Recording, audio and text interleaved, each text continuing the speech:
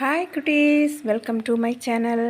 நாம் இன்னைக்கு தூங்கும் மலைப்பாம்பு என்ற கதையை தான் பார்க்க போகிறோம். பார்க்கலாமா குட்டீஸ்? வாங்க வீடியோக்குள்ளாடி போகலாம். ஓர் அடர்ந்த காட்டில் ஒரு பழமையான மரத்தின் அடியில் ஒரு மாபெரும் மலைப்பாம்பு தூங்கிக் கொண்டிருந்தது.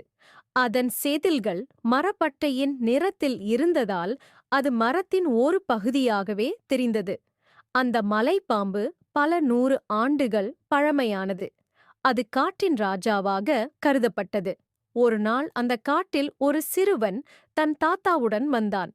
தாத்தா சிறுவனுக்கு காட்டின் ரகசியங்களை சொல்லிக் கொண்டிருந்தார்.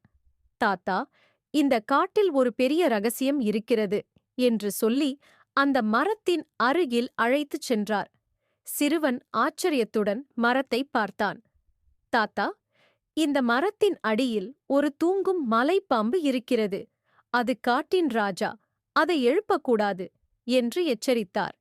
சிறுவன் பயத்துடன் தாத்தாவின் கையை பிடித்துக் கொண்டான்.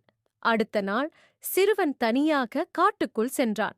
அவன் தாத்தா சொன்ன மரத்தை தேடினான். மரத்தை கண்டதும் அவன் ஆர்வத்துடன் மரத்தை நெருங்கினான். திடீரென்று ஒரு சிறிய கிளை உடைந்து மரத்தின் அடியில் விழுந்தது. அந்த சப்தம் கேட்டு மலைப்பாம்பு தூக்கம் கலைந்தது. மலைப்பாம்பு மெதுவாக தனது கண்களை திறந்தது.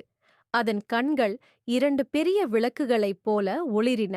சிறுவன் பயத்தில் கதறி ஓடினான். மலைப்பாம்பு சிறுவனை துரத்தியது.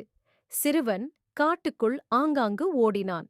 இறுதியில் சிறுவன் தனது தாத்தாவை சந்தித்து நடந்ததையெல்லாம் சொன்னான்.